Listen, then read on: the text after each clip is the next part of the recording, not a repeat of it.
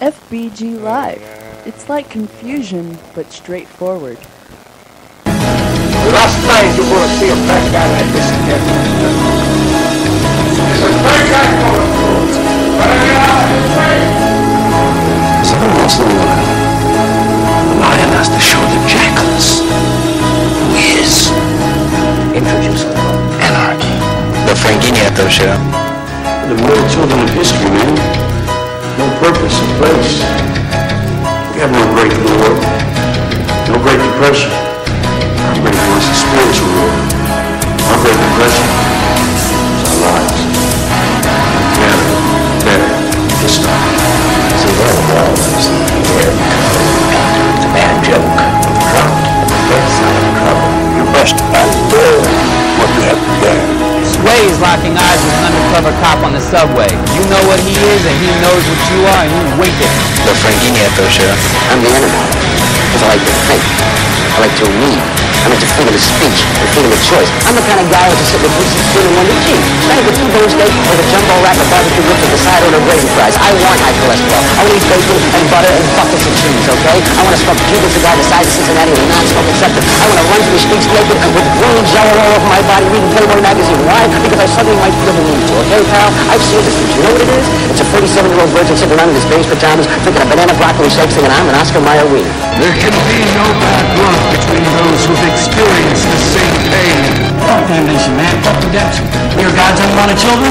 So be it! We have succumbed to mindless ritual and seductive ceremony. Place faith in those who cross descent, enrich themselves with power, commit atrocity, all in the name of righteousness. Jesus was black, Ronald Reagan was the devil, and the government is lying about 9/11. Try not. Do or do not. There is no try. And welcome, ladies and gentlemen, to the first installment, the first ever show on the new FBGlive network. Yeah, I am your host, FNS3rd, also known as Frankie, Francisco, that asshole, and all sorts of other things. Irrelevant is occasionally what I get called too. It's usually when I run my mouth. But welcome to tonight's show. Tonight's show is Frankie's a racist. Because, well, let's face it, I probably am, right? Anyone who's ever sat down and talked to me may think I am a bit of a racist. And that's, or I guess maybe racist is not the right word. And if you if after tonight's show, listening to tonight's show, and you can think of a better word than a racist to use for me, you can go ahead and email me. Just put it in the subject line, care of Frankie, but you'll send it to fbglive@gmail.com, or you can do all the nonsenses at FBGlive on Twitter.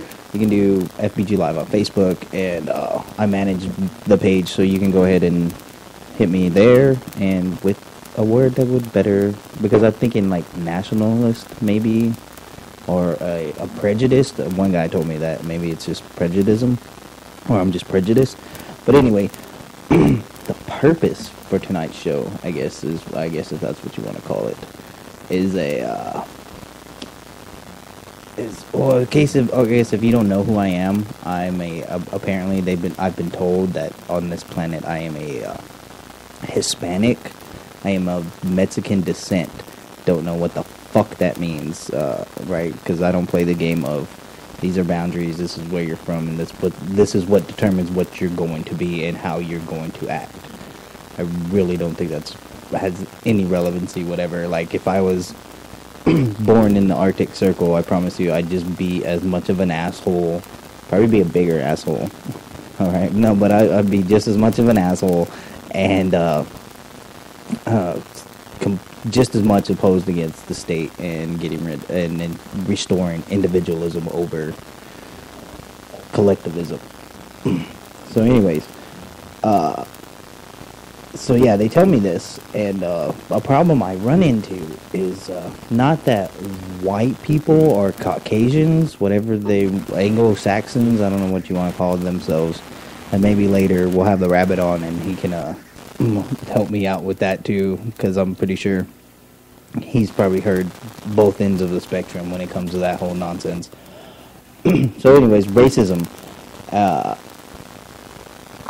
I get it from the Hispanics. I get it from the Mexicans because I do not speak Spanish. I refuse, I blatantly refuse to go ahead and speak Spanish, although I can understand it and I can speak a little bit, but I blatantly refuse to do it because I guess of the same stubbornness and bullheadedness that comes from the immigrant or the migrant worker, the Hispanic that says, I will not, I'm not going to learn English, even though I've been in this country 40 plus years. I'm not going to learn English. I'm going to talk Spanish, and then I'm going to teach everyone around me what the words in Spanish mean and what they are, right? So that I don't have to speak in a language that I am not familiar with. I will make everybody adapt to me. Now, if you ask me, that's pretty fucking racist, and that's some really disrespectful shit, because I can't go to any other country and expect everyone to speak English and change to accommodate me. I can go in those countries and find like-minded individuals, right, and then associate with just those people, and that's cool, whatever, right? You should be allowed to do that everywhere. But you'll see it, and well, in case y'all didn't know this, FBGlive is in Texas, right? And so we're a border town, or border state, whatever that means. And so anyways, we're in Texas, and so there's a lot of Hispanic and migrant workers, and so you deal with the idea that, and you see it in every kind of field of work, from your service industries, you know, like your waiter, your painter, your carpenter, your mason, all that stuff. You see those people, and they're migrant workers, there's Hispanics, and then like in other places, like here in your restaurants, they're your cooks, your janitors, your busboys, yada yada yada, right? And you can see that as a person that grew up here in Texas and in the United States of America, or what's, from my understanding, the reality of what of the United States of America. But anyway, so I'm here in Fredericksburg, Texas, and I was born here, grew up here, speaking English my entire life, right? Took Spanish twice in school and failed that, right? And so it's ridiculous. And so anyways, but I watched it throughout my entire life, the shift that people at their jobs, these people that didn't learn Spanish at any other point, began to learn and understand Spanish because of it. What has happened to this place? I don't recognize it anymore. It used to be so fun and special. What is life worth living for? The dream is dead, our land is gone.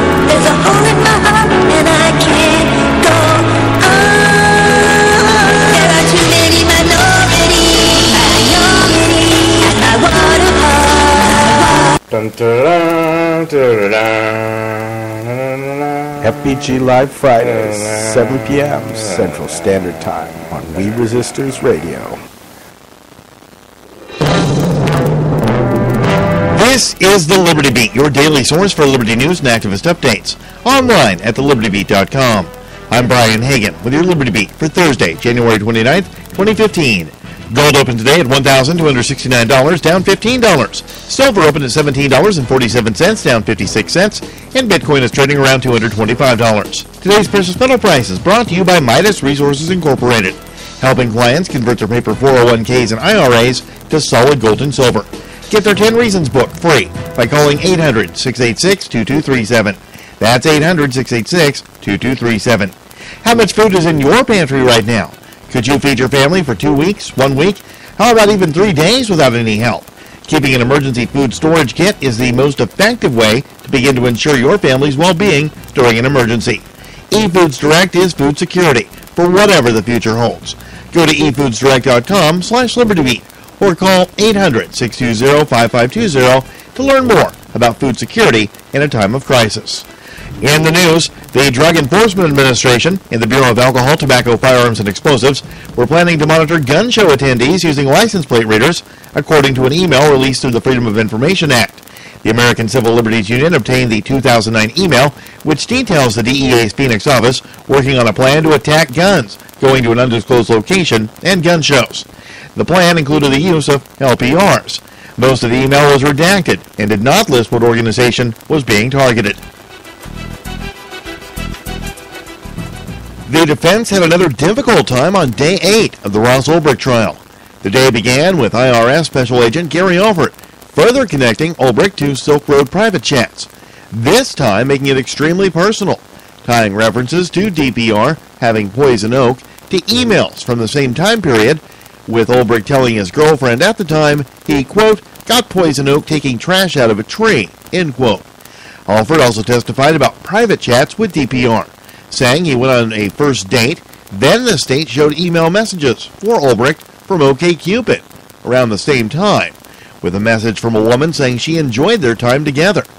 Additionally, the government showed a Silk Road spreadsheet with an IP address used by DPR that was tied to Google records of IPs that Ulbricht used to connect to his Gmail account. Support for the Liberty Beat's on-site Silk Road trial coverage in New York comes from the Free State Project.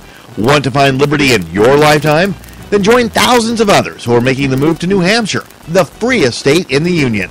To learn more or to pledge to move today, visit freestateproject.org. This is the Liberty Beat for Thursday, January 29th, 2015.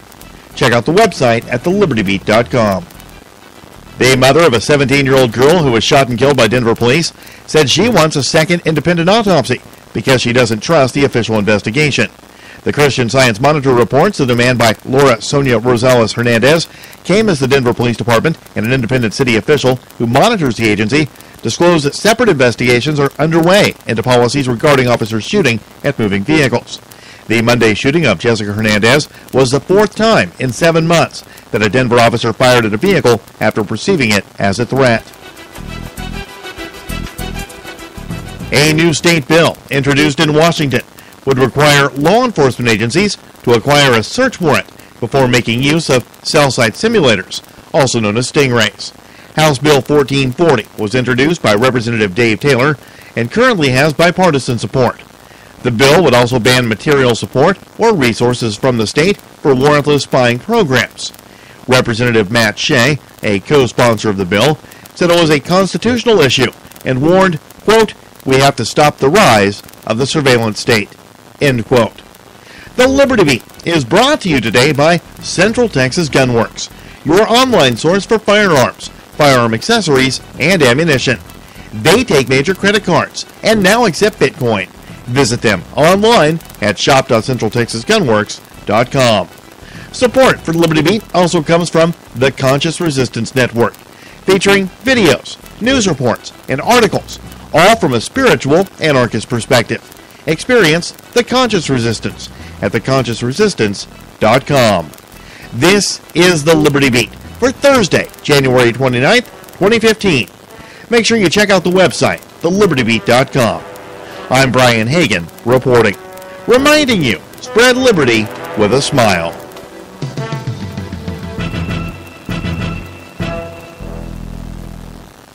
Dun, dun, dun,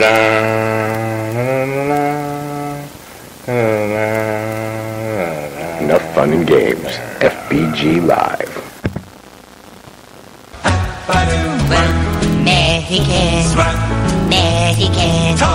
Mexican, it's your life, life. While people play in the sun all day. Mexican,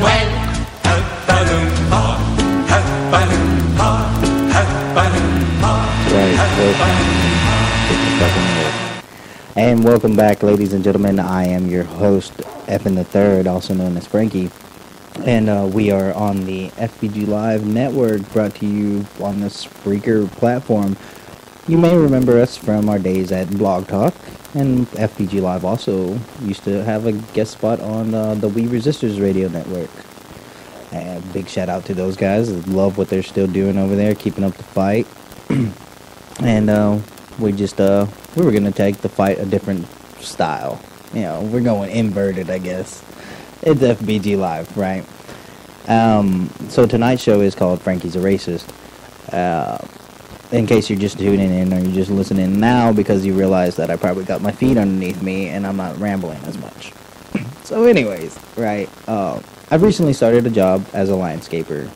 I try to avoid doing those kind of works because of the fact of avoiding the stereotype because I'm apparently brown skin and Hispanic. That's what they tell me.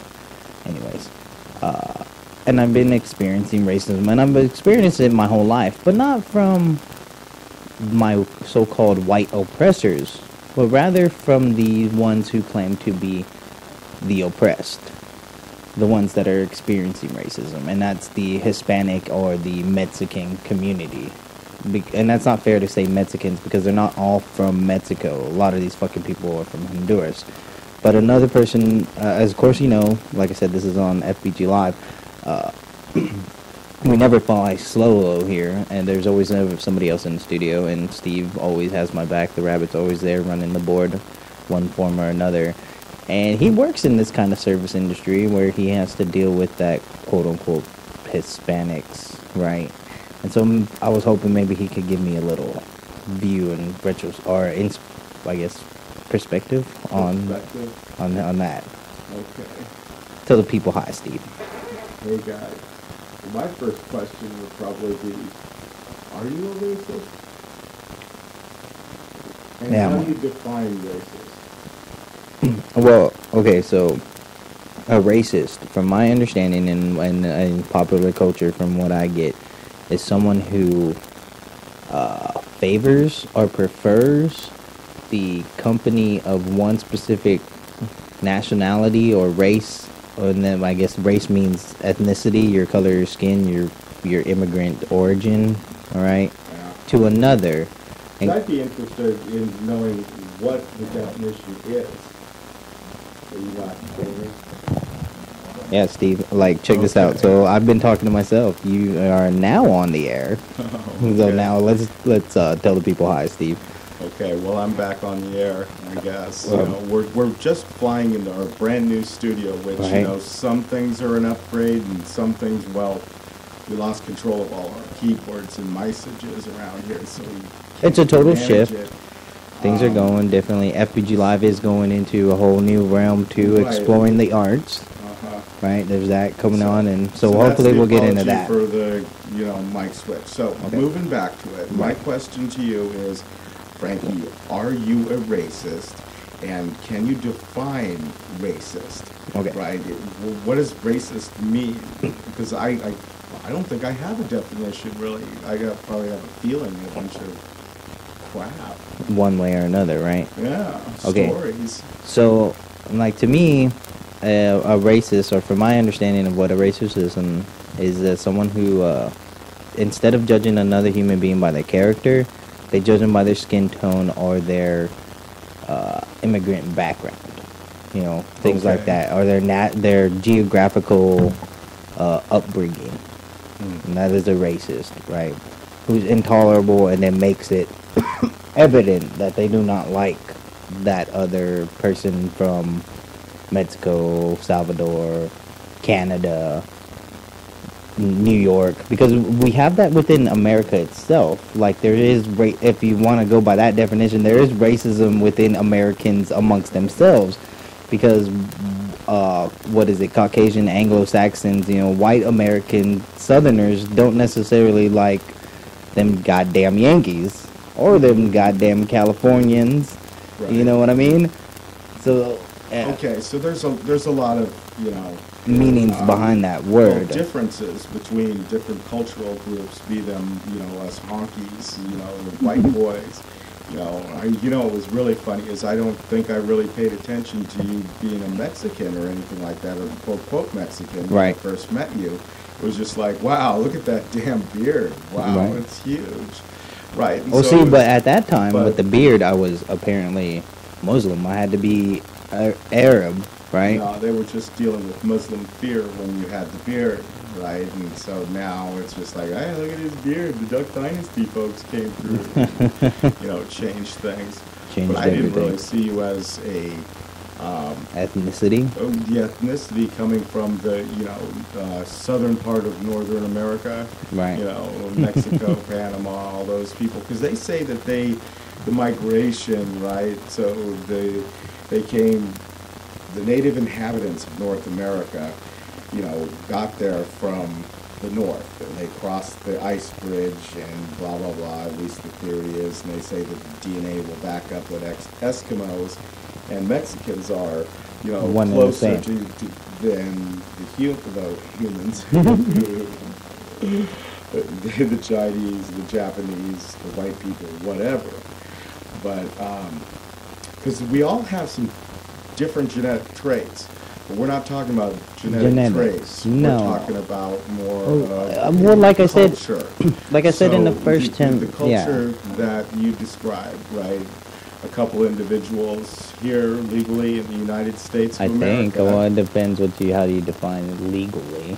But yeah. Well, they don't care anymore, right? The Barack Obama last week was up there Right, on the doors are television open. with, somebody that rode the Freedom Train, right? Now she's doing good because we've got her into college, and she's healthy, and she's getting better from her long, extrication from South America across the border illegally and whatever. So these guys, they've been in the States for 35 years, and I guess the MO... Oh, that was just an XYZ number. Oh, okay. I don't know how long they've been in the country, but they're 60 plus years old. And they've been working for this one guy for 15 years. So there you go. So there's 15 years right there that they've been in this country. Sure. Okay. Long enough to learn motherfucking English, how to say shovel in English. Anyways, they... I think that they just a little bit perturbed about your thoughts, not necessarily mad at the fact that you don't speak Spanish. You're definitely not part of their culture. Oh, that's for goddamn sure. And so, they might be prejudiced towards you because they see themselves as part of the same race or the gene pool. It's like if I got insulted because an Irish person goes, hey, you're not Irish. And I actually, met a chick one time. I think it was in a bar or something like that. And I'm saying, hey, oh, Brian, you're Irish. And I go, no, I'm from here, American. But yeah, I guess I'm Irish. She says, no, you're not. I'm from Ireland. And I'm going, what the hell is this? Yeah, what does that mean? And I'm Irish. You're American. I'm going, well, I just said that, and but technically my genes came from Ireland. Right. My ancestry. Right. I share genes in there. So I'm part of their world, but I can't speak, Gaelic or whatever the Irish stuff is. Right, no. You can't? I'm not there, man. No. Do you know some things? Do you know Gaelic? some? No. Are any kind of Irish? I don't know. No, Blarney. Blarney. Blarney. I think Blarney is kind of like bull. Like or malarkey? Is malarkey Irish? You kind of swear on a Blarney stone.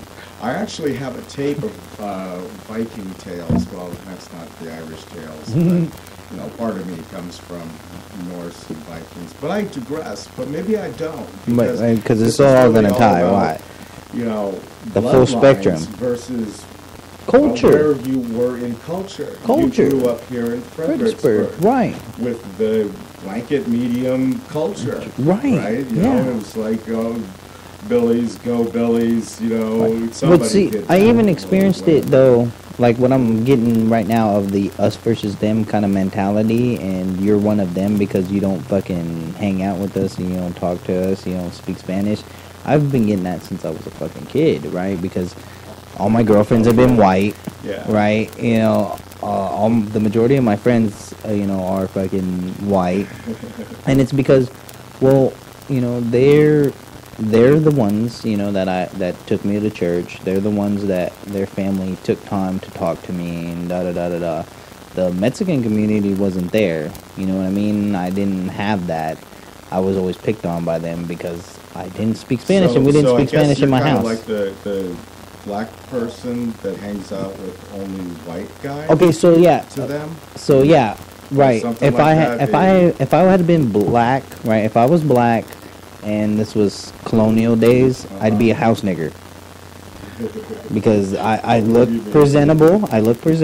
I'm well spoken, and I can work in the house, and I can relate to the slaves what massa says, and that's how I'm viewed in the Mexican community. I don't know what the fuck it's called in the black community. It's called an Uncle Tom. See, I don't really even know what that community is about. I've seen. I know they eat a lot of different stuff. I know they talk. Are we black or Mexican? Well, the Spanish-speaking only Mexicans or Americans, right. Mexicans, Texans, whatever you want to call them. Well, I was it's just a culture. Trying to figure out which brown, which shade of white were we talking about here? No, I'm talking about the Mexican-speaking culture that exists in the United States. That the people come here and they work either legally or illegally and just choose to never learn to speak English, period. Right. Right, and they don't have to change. And they don't have to. Out in San Francisco, they have a place called Chinatown. What? And all the Chinese live there, and many of them never learn English, right? And they'll just sit there and grow up, speaking Chinese. Right. Right, they're not on the radar. And see, here's the thing. I think that's cool. And that should totally exist in a free society, right? And I think that's the way anarchy should work, right? What I don't like is the oppressive mentality that comes. But because I am so quote unquote underneath a part of the same ethnicity as you, part of their culture. I have to be a part of your culture, right? Want you to be part of their culture. It's like Ron Paul said. I think you're bumping into more. Go ahead. Go ahead. The work scenario and the other scenario where this happens a lot, right? You get different people going. Well, you remember that guy? Remember that guy I told you about? Who I think I've on been Facebook. with you once before when somebody tried to make you speak Spanish or something. Right, and I just totally ignored it, and I just kept forcing that I speak English, right? But no, I told you about the guy who contacted me and asked me if I just do police stuff or do I do all kinds of activism, and I was like, well, I'll talk about whatever, I don't care. And he goes, well, you ever gonna talk about how the schools dumb things down for the Mexicans and then don't care that they don't understand and the tests are all skewed for that?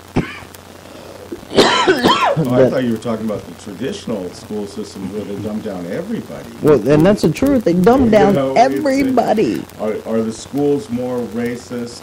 Well, yeah, it's a real racist. It's against the human race. Berkeley, I believe that was 1996 or 98. They did this big experiment. It was called equal opportunity experiment. Yeah. So they went out into the courtyard and they sold cookies, and they adjusted them, based on your race. And so if you were Mexican, you got one for a dime. If you were a black, you got one for a nickel. What? If you were white, you got one for $2. God damn, it sucks to be white. If you were Japanese, you got one for like $1.50. And then they had this motherfuckers hate Asians. Well, it's kind of, they based it on Berkeley's affirmative action plan. Okay. And so the rates go up depending upon the color of your skin or where your gene pool came from. Yeah. Your ethical background or your ethnicity background. So, no, we need more black people, so we're going to make it cheaper for them, right? White people get to get more. Because we have plenty of them. And I guess I'd be a racist for talking about those statistics. Yeah, I think you might be a racist.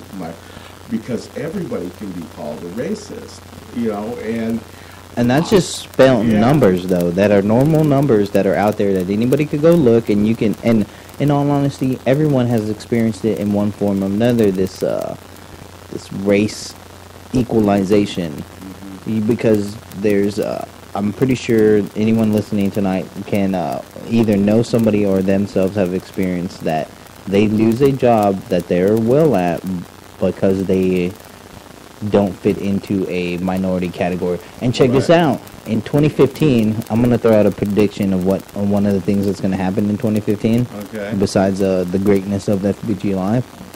You're going to see the rise of feminism to an extreme, right? And now men are going to start losing their jobs because women are going to be classified as a minority. You know, and so there's going to be that. And there's already that kind of stuff going on, but it's going to get worse. But back on topic on hand, right?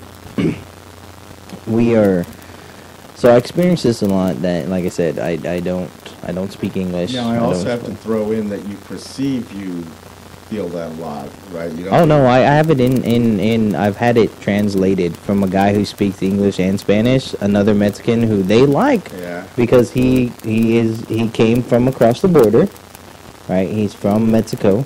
Well, actually, he was born in California, but then lived in Mexico up until he was like 15 or 16, right? And then came into California, and then from California came to Texas. Okay, but so he's not fluent, but he is well equipped in both languages that he can translate fully. And he's go ahead and confirm this to me that they do not fucking like me because I act white. I don't speak Spanish. I don't listen to them. I don't take my break with them. Why? That's the whole thing. I don't fucking listen to anybody.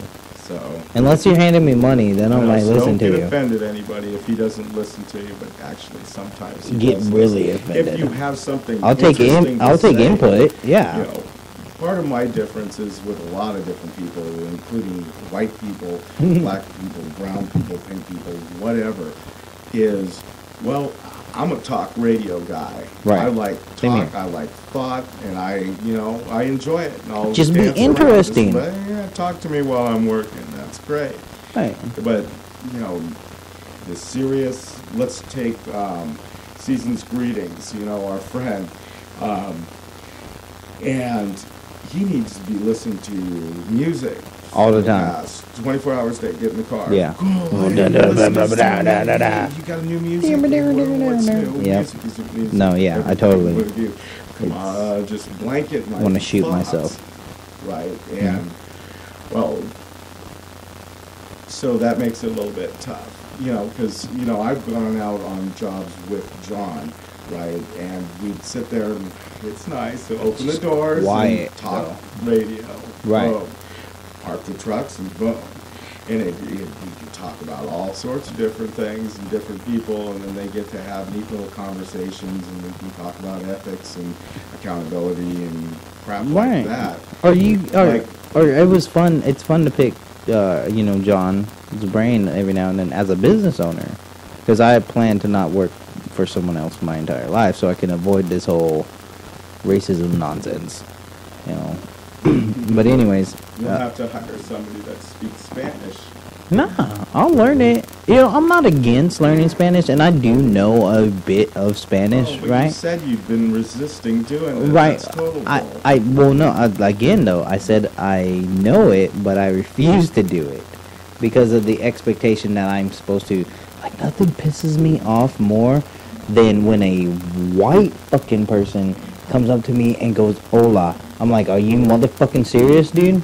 Because I'm brown, it's hola? Are you can't say fucking good morning? Well, you get grumpy sometimes, too. Because I can actually go ahead and start my day with an hola, and then a lot of people get offended because they get offended by, well, you're sitting there working in the United States and you want to speak English. It's kind of like, wow, okay.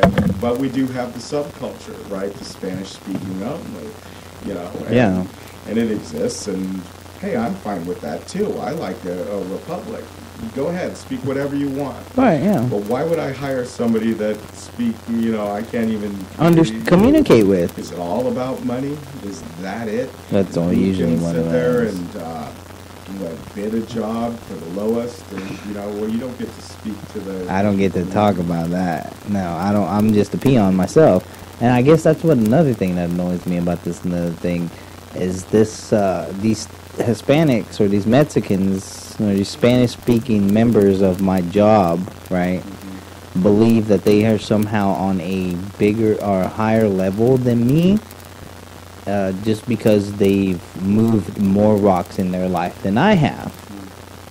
Last time I checked, that doesn't mean shit. It's what can you do for me now? Can you still move that same amount of rocks? No, you can't. I still can move them. Neither here nor there, because your lot in life is a lot different than moving rocks. A basic, day laborer with a specific.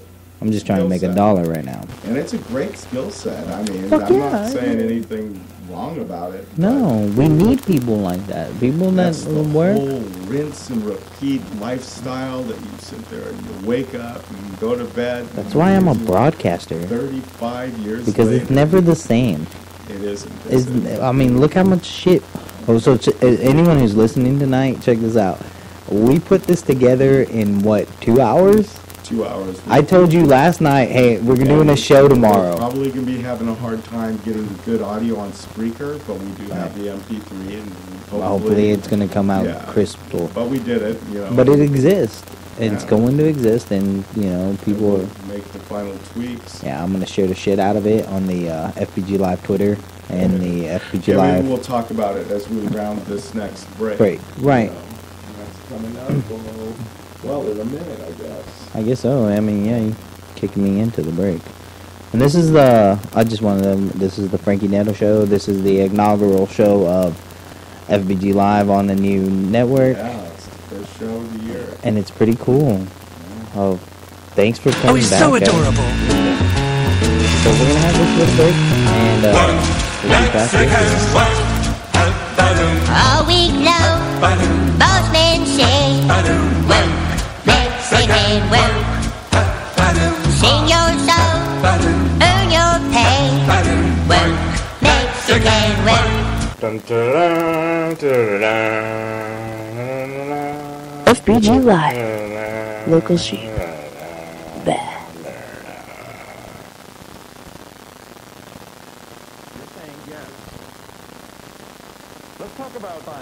Sharon, the NEA is a loser. Yeah, it accounts for a penny out of our paycheck, but he gets to hit you with it anytime he wants. It doesn't cost money. It costs votes. It costs airtime and column inches.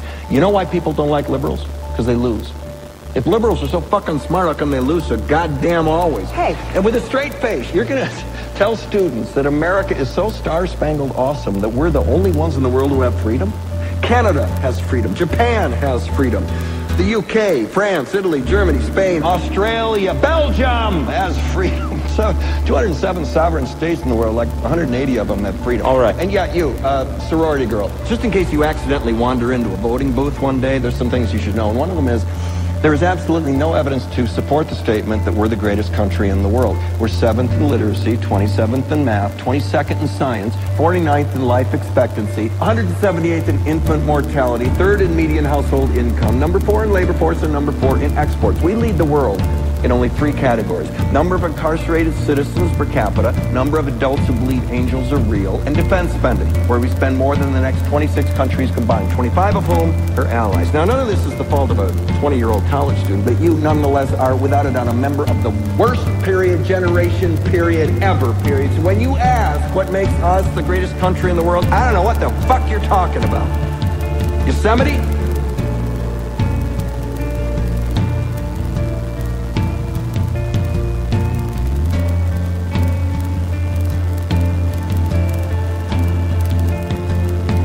Sure used to be. We stood up for what was right.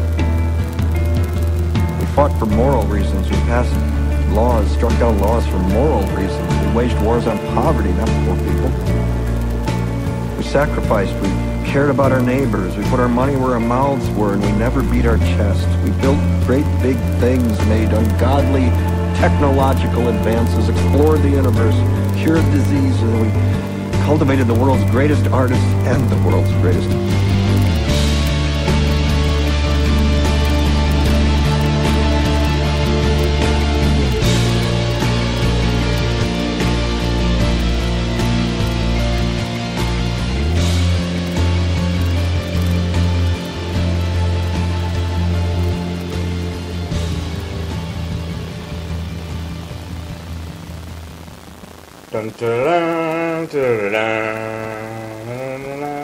FBGlive. It's like confusion, but straightforward. Even the authorities are minorities like my water.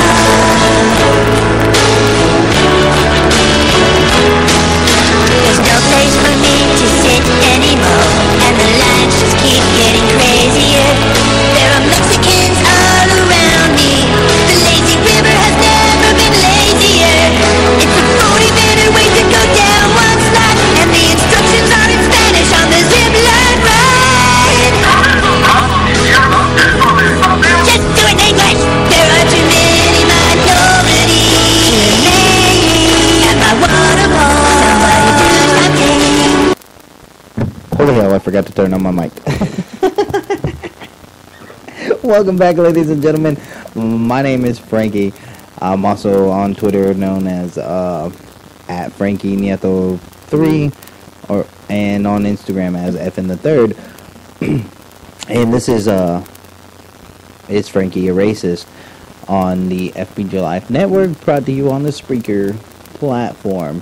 You can find everything you want to know about FBGlive at FBGlive.com, and follow us and stalk us on Instagram at FBGlive and on Twitter at FBGlive and the Facebook page of FBGlive. If you haven't got the meme by now, you're fucking retarded. So, welcome back, and apparently not only am I a racist, but I'm an asshole. And of course I'm in here studio with Steve. God, and we're talking. Maybe I'm just too mean to myself. But anyways,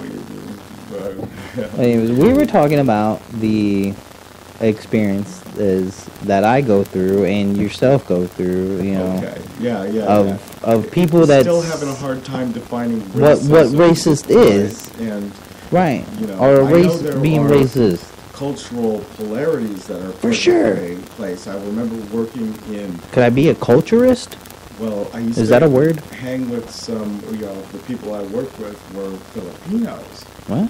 Yeah. Oh yeah, because California. Yeah. In California, we were doing IT geeky things, and get nerdy with me. Didn't like black people for the life of it. I mean, it was black people are cool. Full on. Sometimes. No Filipinos, dude. That's no what shit. All the that's the culture.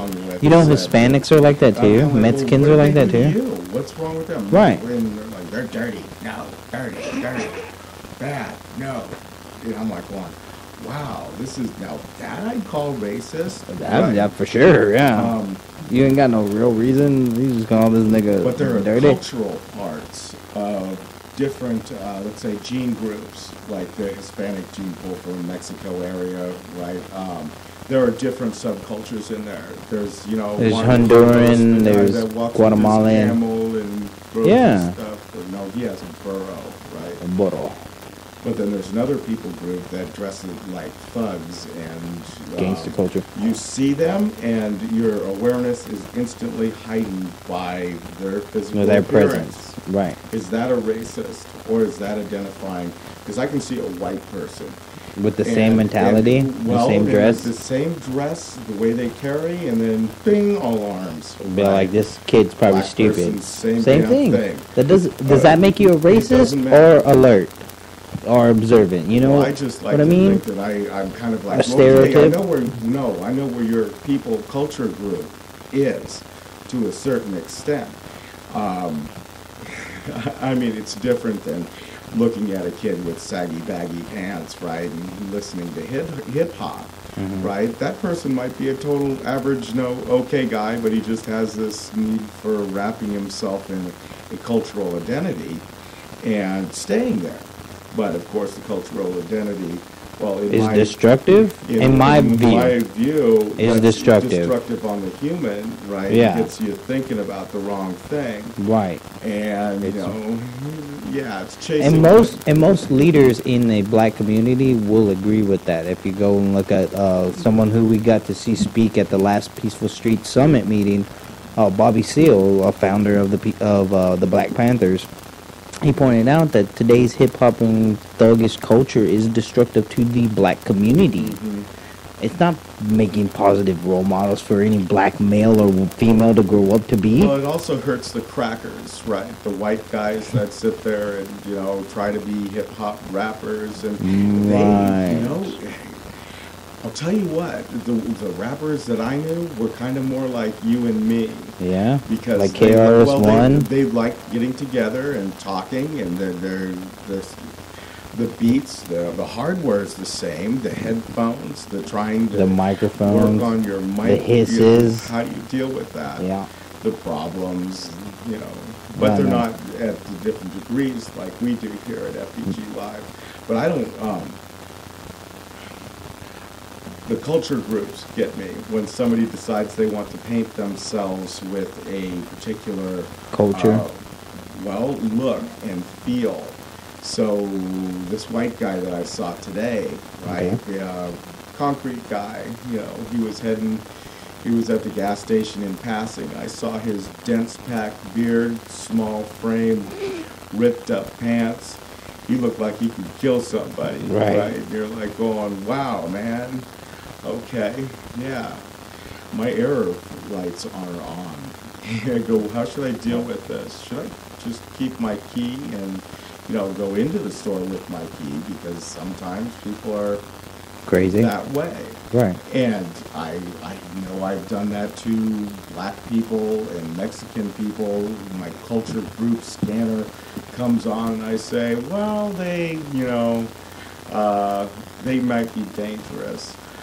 And that's my projection. And like I do that with I don't do that with I do that with a few Anglos or Caucasians, you know, white complected people, but I have that same feelings as that I pay attention to people's mannerisms and their behavior or their character. I really don't pay attention to the fact of their color of their skin, you know, just because you know, this small section of brown colored people behave this way does not mean that they all behave in that manner. Right.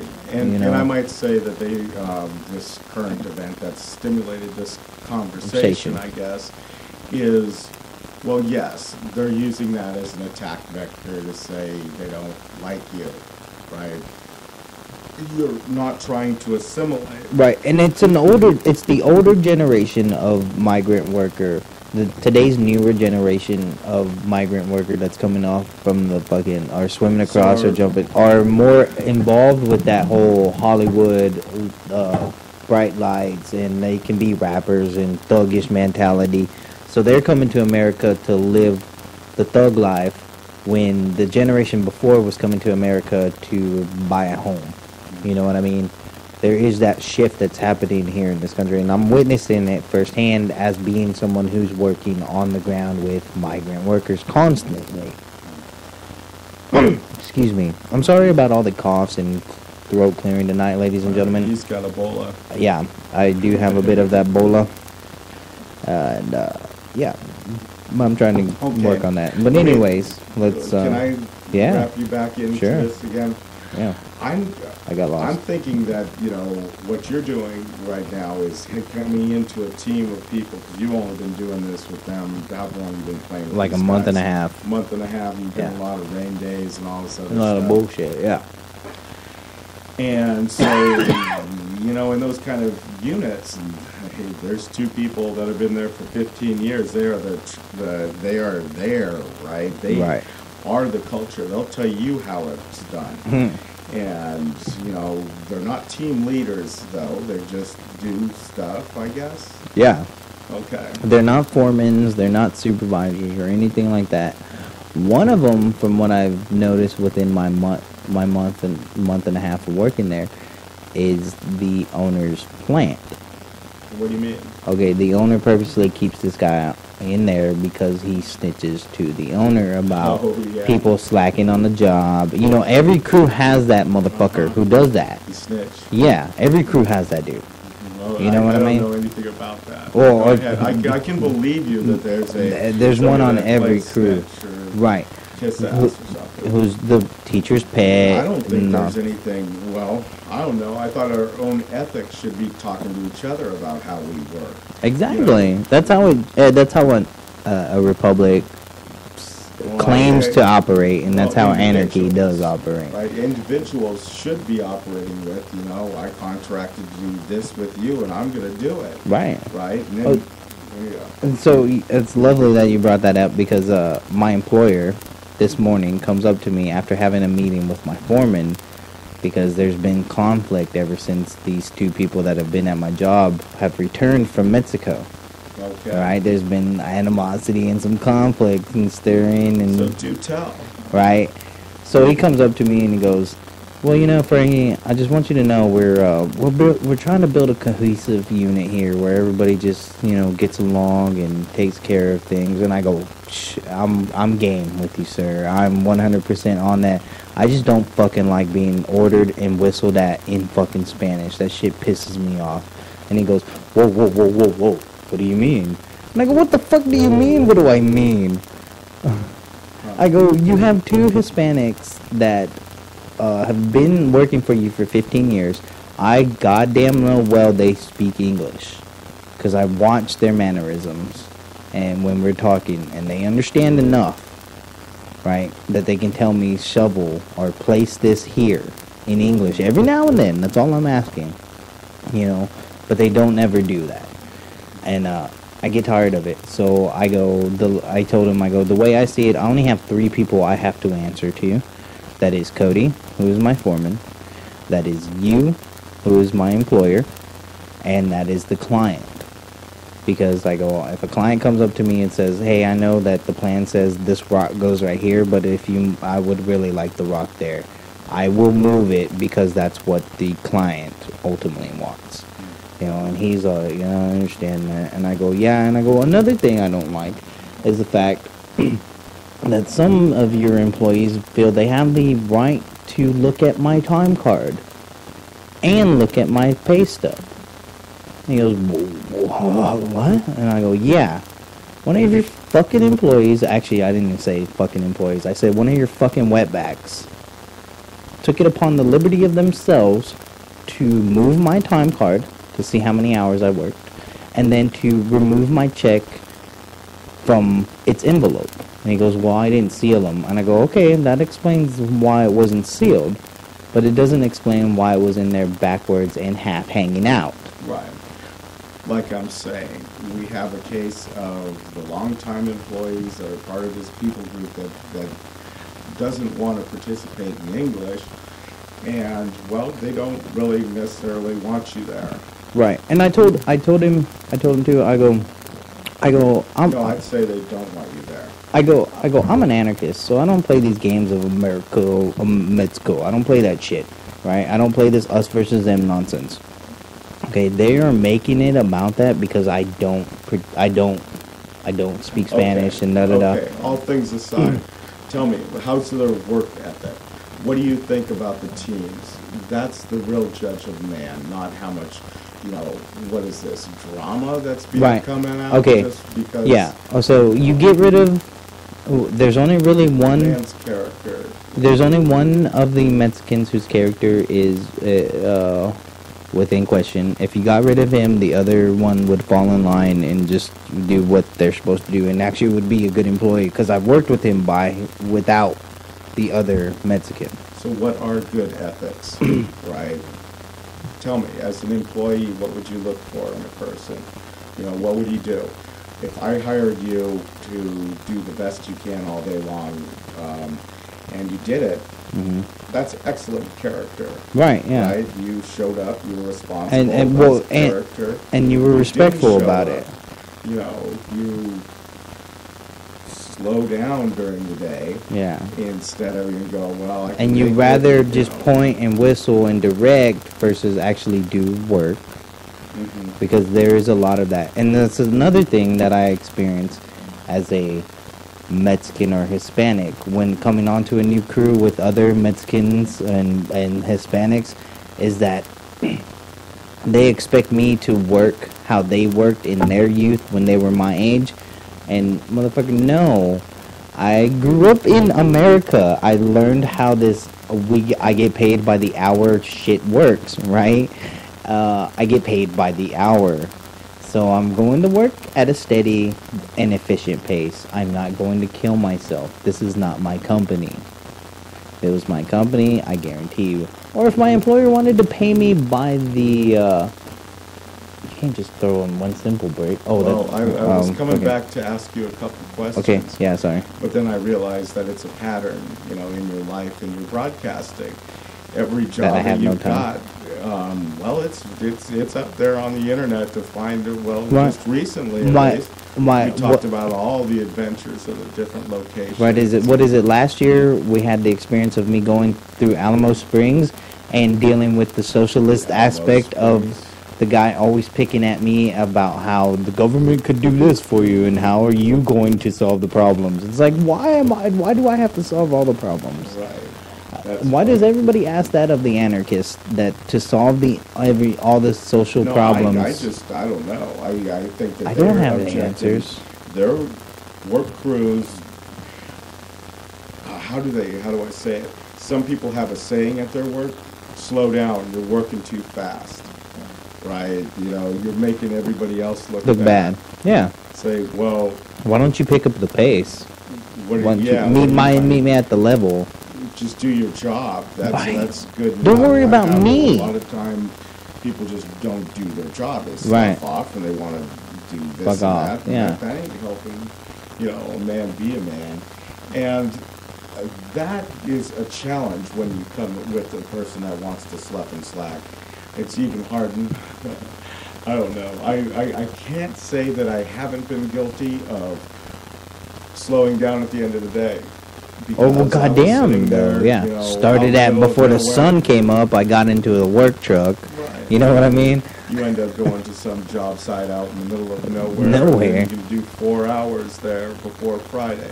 So we get a half day, just, got up early and no. Each tile in place. No, that's going to be like 10 minutes. Right. Nah. That didn't happen much, but it has happened in my life. And I think a lot of people would feel that that's kind of normal because the kind of jobs you have today, you're not responsible for their stuff. You just want to get done with it. Yeah. Generally speaking, we have a Walmart in town. Walmart. Oh, man, I don't know if it's racist to hate Walmart, but, I do. I really don't like it. It's un-American to hate Walmart. I just want you to know that. So they made some kind of changes in their, layout hours and stuff like that. Yeah. And I ran into I've run into this issue twice now this week, where you go there, they have one line open with for the business. Are you talking about the business? Oh no, just checking out. One period. Checker and a huge line there and a huge line in the self checkouts. And I'm kind of like, no, man. And I bolt for an exit that I know I can get out, the garden exit. I can go buy my thing there while these guys wait in the line. I can go to the auto area and leave. So I tell the chick, I'm like, I'm not going to do it. I'm not going to use your robots, right? What? You don't? Oh, yeah, Steve hates robots. The scanning machine thing. But he loves our machines. Like, don't get me wrong, Studio. Right. Well, I like the human interaction. That's why I still get out of my car and go into the bank that I use. The reason I have this bank is because you're crazy. Well, they talk to me. Bank talks to you? Humans. No, the ones that are playing with. And that's security or whatever. Yeah. And so I go in there and I say, "Here's a check. Deposit it. I have my account number."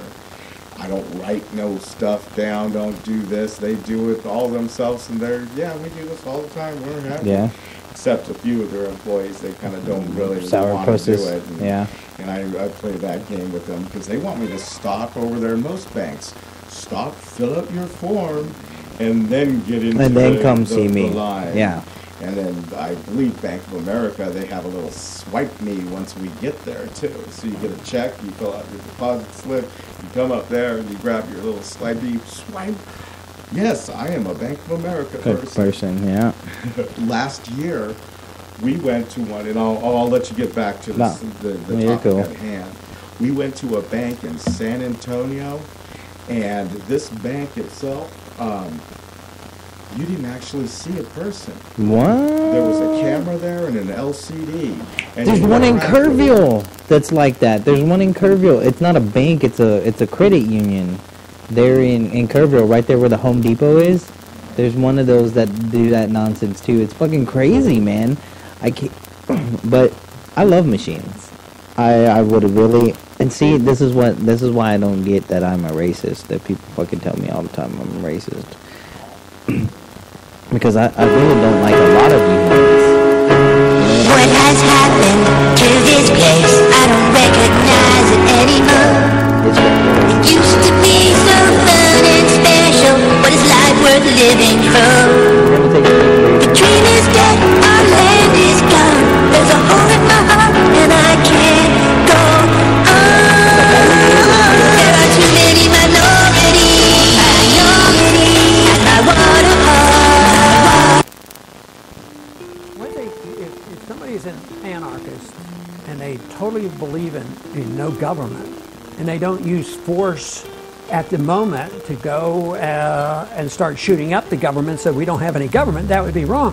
But to be an anarchist and assume responsibility for yourself, I think this is a great idea. And there's a lot of people, there's a lot of very close friends of mine who think political action's terrible and worthless. I happen to be one that believes that education is probably paramount, but political action can be very helpful, and sometimes political action, my elections and things, and galvanizing interest is a measurement of our success on our ideas. So I think this is very important. But anarchy is not harmful to me. As long as you, especially if you give up on, if you're a true libertarian, you've rejected the use of force. I don't have to worry about you. But if you don't want to, your biggest problem of being an anarchist in the government that doesn't agree with you is that, well, I want to opt out, they're going to come with guns. But, you know, we do have incidents where some people do get to opt out. And, you know, when you think about the Amish and the Mennonites, I think they get exempt, and they like to just think those groups, why couldn't all of us have that opportunity? Look, we voluntarily want to get out, and we want to take care of ourselves.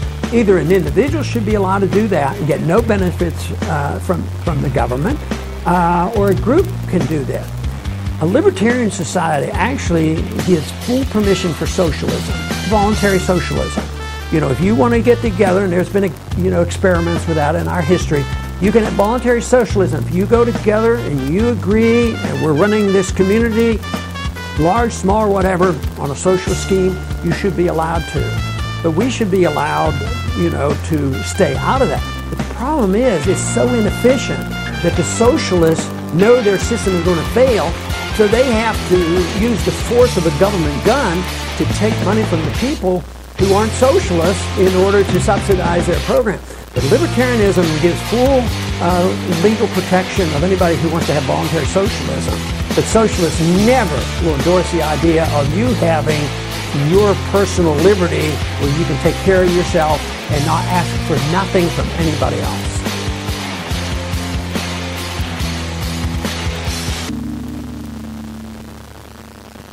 Dun, dun, dun, dun, dun, dun, dun.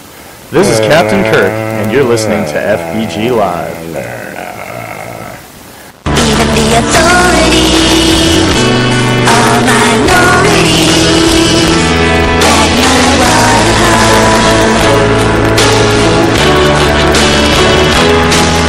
There's no place for me to sit anymore, and the lines just keep getting crazier. There are Mexicans all around me. The lazy river has never been lazier. It's a 40-minute wait to go down one slide, and the instructions are in Spanish on the zip line ride. Just do it in English. There are too many minorities. Too many at my water park.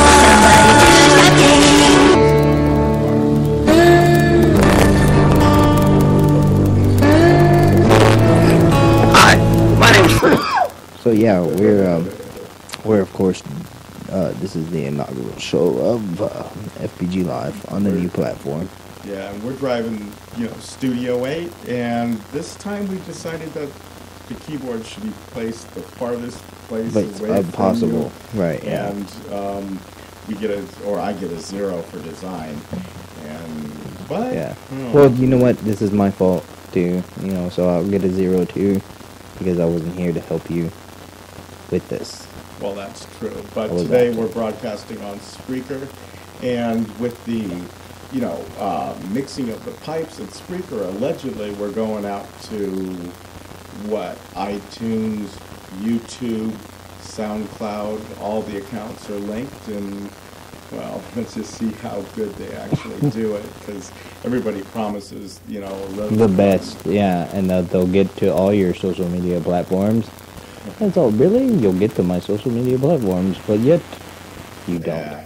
Hey, is it in this right here? Yeah. Oh, which one are you looking for? For just some music for the next end of the show. Do that. So yeah, ladies and gentlemen, in case you haven't noticed, here at FBG Live, we go ahead and we do on-air producing as we do it, because we are, I guess we're semi-scripted, because, like tonight's show, I told you yesterday at this time, I was all, hey, tomorrow night we're going to do a show, and this is the topic, and you were like, okay.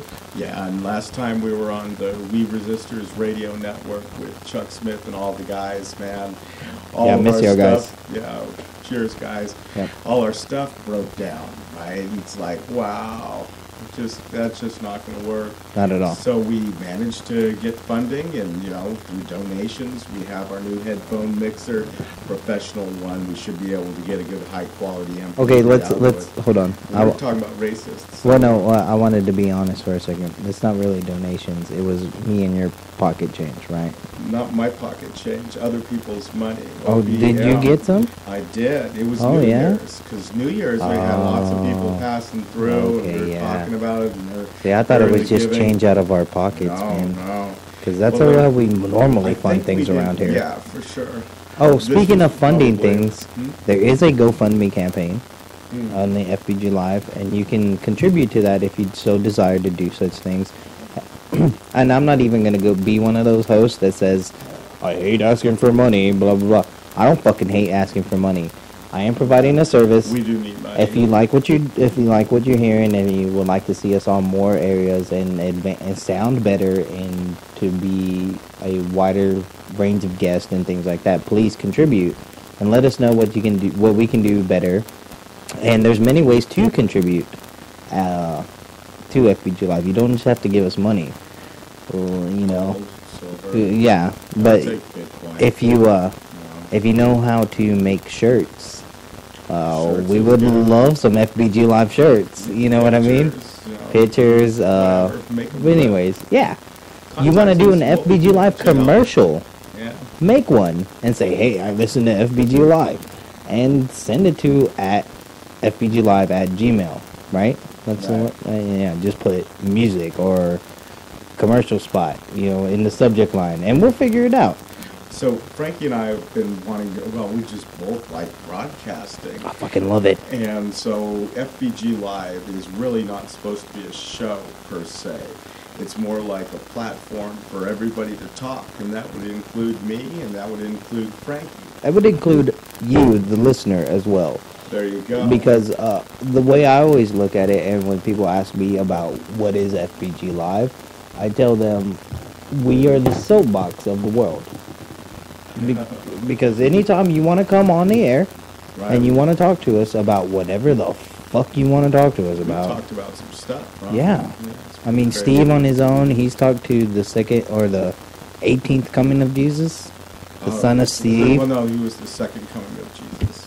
Okay, yeah, he was the second coming of Jesus.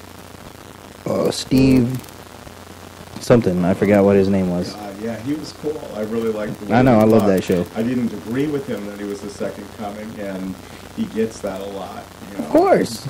You can't just make that claim and not receive any, feedback. But yeah, and then, we've talked to Benjamin Beck and Levi we still have as well. Second audio. We have that whole audio. Yeah, of the we can second just tale. Directly into this thing. Mm-hmm. So, we have the second tale from what happened when the Alien Edition. Yeah. So the last show. The other POV. of FBGlive. Friday? Was it? That's what it was called? The Alien Edition. Was the Alien Edition. Right, not to be mistaken from FBGlive, the Alien Edition. Right, that is a totally different show. And it's confusing on purpose. But straightforward. Right. So the new one. Because you'll enjoy that show too. So you'll enjoy the FBGlive Alien Edition. Right. It's pretty fun. Yeah. Or the second one. So we have two now. Or both of them. There's me in an Well, even if you end up right, and that's the first one. Right, and the second one is with Ben talking about his experience on the mountain. Yeah. And running from the. And there will be a third one. Right, and that's Levi. Well, his brother who was there, and you'll hear, yeah. What's funny is if we do end up getting our, our call-in set up, we have a chance this week because the brother Levi and the dad will be accessible for 5 days back in the area of Fredericksburg. Oh my God, I don't know if I can take that. Well, I might have to leave the planet for a little bit. Reality. It could be. I really do. I mean, you know how I am. I get overwhelmed really easily. You know, people are really hard for me. But I love y'all. You're awesome. You know, it's pretty fun. I see why people keep you as pets. Are you talking about humans? Yeah. Oh, yeah. okay. I see why humans are kept as pets. It's very fun. So anyways, so back to racism, right? So we're still really hard about defining what being a racist is or what it is to be racist. Like I said, my understanding is someone who prefers a different, or instead of judging an individual by their actions and their character or their deeds or their ethics, they choose to judge them by their ancestral background or geographical location. Because you get that with people that are, we gotta go over there overseas and kill all them Muslims. You know, all that kind of nonsense too. And that's gotta be a form of racism because you're geographically singling out these people that are culture. And it goes back to culture, like, you know, it's not really necessarily race, it's a culture. There's cultural differences, and because you refuse to learn another culture, and you don't have to, that's the great thing about anarchy, is you don't have to do a goddamn motherfucking thing if you don't want to, but if I want to do things, I'm allowed to do things too. You know what I mean? In any other society, in a republic, in a democracy, in socialism, in fascism, yada yada yada, there's my way or the highway, and that's all there is. Even in your so-called constitutional republics, because I mean, look at this trouble that we're in right now. We're in the state that we are in right now of being under siege and controlled, where our wages are being garnished and taken away from us for the greater good. Because why? Because in the Constitution it says that the government or the Fed has the authority to seize, what is it, commerce? It oversees commerce and trade. Hey, you want to know a secret? What's that? The Illuminati is not real. I do this. Why we have all these categories and we cultures and stuff like that. It's because they want to try to divide us. Really, it's keep us apart and fighting on the inwards thing instead of actually attacking the part that keeps growing and sucking the life out of everybody, the actual government. Yeah, I can use beer too. Frank just stepped out of the studio because it does take a little bit to sit in here. But racism is something that was induced very well by the government, the U.S. government and every other government around the world is telling you, and even our past relationships with other countries, right? Why does the United States of America have a third world style country down below? What's wrong with them? It's not their genes, right? They're all smart people. Their culture puts them at a certain place. The oppressive nature of, the Mexican government or the lack of government, or maybe the expansion of chaos in Mexico. Right? Oh yeah, they're a democracy. They elect a president. Yet all these drug lords are running around because they're moving drugs across that, area, and there's money there, right? They got to get into the U.S. United States is, well, not stopping it. They have a war against drugs that puts it onto a market called the black market, and people go to, Bobby, Sandy, Sally, Sue, whatever, and they buy a bag of pot. But other things come across the border too, like heroin. Yeah. Where does the heroin get produced? In Afghanistan. Wow, that's an interesting one. So in Afghanistan, before they invaded, the heroin, the opium wasn't flowing because they'd shut it down. And this, I believe they blamed the Taliban of going over there and saying, hey, that's against our ethics. You stop or I'm going to stop you so this stuff goes away. Huh. I don't know. Goddamn racist Taliban. Well, no, that's still another ethical point. This person, and I don't know what a Taliban is.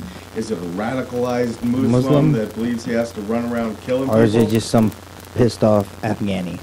Well, so back on a Muslim and a Catholic wakes up. That's a show. In America. Yeah, on Blog Talk Radio. On the We Resistors Network. It's great.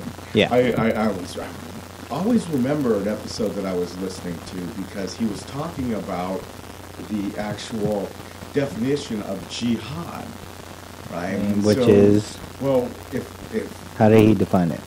He said that the translation is struggle against. So very vague. It's if just you're struggle. quitting smoking, you would be jihad against cigarettes. Right. If somebody is attacking you, well, you're obviously a jihad against that person. Yeah. Uh-huh. So to say that they're under attack, being attacked, or are struggling being with bombed. smoking, it's kind of like, but in our world, when somebody says he's defined a jihad, what are you going to do? You have to dance and hold the thing. And go, and they're spooky people to a lot of Americans. They sit there, they don't really like Middle Easterners. Right, but yet curry and kebab is some of their favorite foods. They can't get enough of their fucking food, I tell you what. But how is it that everybody loves the Saudis? At least our government likes the Saudis, right? They think they're the greatest country in the world, but they're still a kingdom, in a bloodline, royalty system that creates edicts about everything. A dictatorship. Tortures, kills, whatever, harem, don't obey laws, we gotta deal with beheadings, all kinds of good stuff. I don't know. I'm not a racist because I really don't like the idea of a king. Right. Yes. And he sits there and, well, to give him props, he was made king by the English people, right? Because his bloodline comes from the original bloodline that the British said, you served us well. Now as we carve up the Middle East, we're going to give you this country and you will be king. And you guys can deal with that. Right. And then they carved up all these other countries. Areas. Right. And they carved them up specifically because by they resource. inhabit people groups that don't get along. Mm-hmm. It's like, well, if you went by people group, you wouldn't have any problems, right? Because, well, is that fair though? Is that fair? I think it's really fair. Okay. Well, hold on. Wait. Should is that how we should handle people? No, by segregation? No, what I'm saying is they segregate on their own. What's tend to do broken, that. Yes. Don't fix. Okay. Right. So they had this problem over in the Middle East, and it was the problem was the British Empire was occupying it and taking all of its resources and all. And then dictating it. And then right. We're out of here, and we later, leave you guys. Saudi Arabia. Yeah. And this is. And these guys are now in charge of you. And this is this, right? Right. And they named all these things, right? So Iraq and whatever. Anyway. So Iraq, right? Wasn't Iraq. No, it was right? Babylon. Yeah, and it has had many names. Before that, yeah. But it encompassed a bunch of people groups. They threw those people groups into the same quote container. Yeah. But one guy in charge of them, he has different ethics than all the other people groups. Yeah. So you have built-in strife, which leads to government instability. You're not doing anything. Your people are too busy going, hey, I don't like those guys with green hair. Yeah. You know? And I don't like those dudes with yellow boots. And I know the United States government puts people in the same room, right? There was that desegregation thing that they did in the Alabama? 60s. Yeah. Where they throughout grabbed people South. from, or wasn't it the 60s or was it 70s? It probably was the 60s. It was a JFK type thing. Because then they went to busing. And so they'd go to dense populations. And Martin Luther King. Kind of like a forced integration type deal. It just demanded that, no, you're going to let these people into your school and into your businesses. See, and that one bothered me a lot. The school, you can kind of let slide because it's a public thing, you know what I mean? It's common paid for, it's collectively paid for, right? But my own private business, if I don't want to sell to someone who has uneven eyebrows, that should be my decision. Yeah. You know what I mean? I don't have to like the decision. You don't have to like my policy, but you also don't have to fucking shop here. Right. You don't have a right to shop at my place. Right. God-given right. Go the fuck down the street where they like unibrows or whatever. You know what I mean? I know. But in this world, I'm just an anarchist. I guess the racist people would sue you for being a racist. Right. Or a unibrist. Yeah. I don't know, man. I love the word. This whole place. I'm a FBGliveist. What do you mean? I love everything FBGlive. I live to try to make this network something different, better. It's always something different.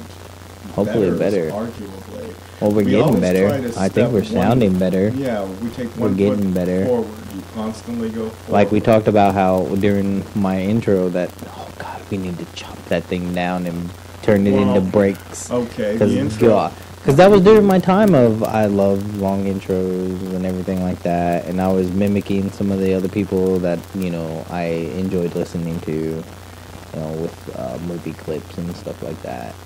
We inserting that, you know. So yeah, I just need to chop it down, clean it up a little bit. No, I mean, I just look at it as a good resource. You spent a lot of time working and editing it through. It has a lot of interesting bits that can be recycled and reused at the network level or, you know, commercial level for that matter. But we have a lot of work ahead of ourselves with the network, and we still need money for parts and this and that.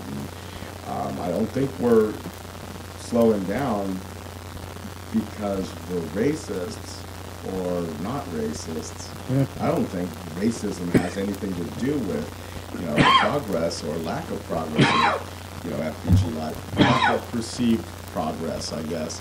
You know, because realistically, when I did the last remodel on it, and I got this stuff, it was a couple weeks ago. Never really sound checked it until tonight. Right, and at the last minute type I thing. I still don't think that it's coming through wonderfully. No, it's not as great as it could be. So please continue to listen to us and sharing this and you know, and we'll continue on all the to platforms. Think about we'll make things back. No, yeah, no, we'll always touch on this subject. I don't know. It doesn't come up very, you know, heightened. Every once in a while, we touch it a couple times a year.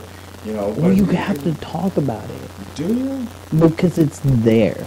I guess, like I said, I guess you don't really see it that much, and you don't experience it as much because I'm getting it, and that too. And remember, and the purpose of this show was kind of, I guess, to explain that how I'm receiving reverse racism, if you will. I don't know what to talk to you, but the vector of being, like I said, a quote unquote a Hispanic that does not fit the meme. You know what I mean? One of these things is not like the other, but yet I look like the other. And so I'm having to deal, and It's Again, just crazy. I just think that you're in two different people groups, and the people in people group A don't like the fact that you're in, People group B. And But it wasn't they my think that- decision to be in B. You know what I mean? That's just I was where you born grew- into it. yeah. This is the existence I came into. I'm sorry that I am more comfortable But you don't speaking know with the life white of, man. Working in the U.S. and flying Or or driving. driving back to that. Do they drive or do they fly? Or They how do- do they drive. Just mainly drive. Did to they drive? Mexico? I reckon, yeah. 'Cause I guess the migratory pattern of the undocumented alien or whatever. Yeah. It's kind of like you work for X amount of time and then you go back. And you go back for a little That's bit. Right. documented and undocumented. Undocumented. Yeah, that works on both But things.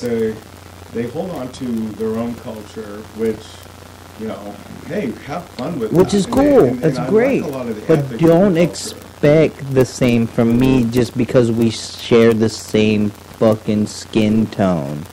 That's what I'm saying. You know what I mean? Like, would you expect any individual with the same skin complexion as yourself to have the same ethics and accountability that you do? No. Right. And that makes you a racist. Yeah. I think, at least my understanding. Well, I guess I might have been thinking about the whole question about the racism and the way people perceive it. Right. Yesterday or today, whenever I saw that guy, right, that white guy that I thought, With the beard whoa, and backed up, yeah. error. This is not a guy I want to, he's not smiling. He's Right, demeanor but you is- judged by the environment. It wasn't necessarily his, because he could have been any skin tone matching that same description, and you would have done the same thing, is what I'm saying. Yeah. It has nothing to do with, and that makes you, that says to me that you're not a racist. From my understanding, that seems that you're not a racist. You're just observing the situation in that particular event and making a calming conclusion. You know what I mean? It was definitely a conclusion, and I knew the probability was low. But, Yeah. Very low. Well, not very low. But things are getting you crazy in Pittsburgh. You can still have. It's easy to apply stereotypes to those people groups by the action of the people groups. Right. They have a built-in thing. Let's just talk about the ones in Europe. What do they call it? Europeans? Gypsies? I'm hearing noises. Did you hear somebody sing? No, I'm not hearing any of that. Great. What? So they're called gypsies. Gypsies. And they have the Roma, right? Yeah. And so they have the EU, and EU member people can move all around all the EU places without a EU passport. They all trade in the euro and all this. Yeah. And the gypsies just walk over everything. The gypsies aren't registered with anybody. Of anything, yeah. They don't They have even no country. participate in your culture. Right. They may work for you. You might want to hire them. One, yeah. You might want to hide your stuff while you're From doing one, it. yeah. But they're a well-hated people group.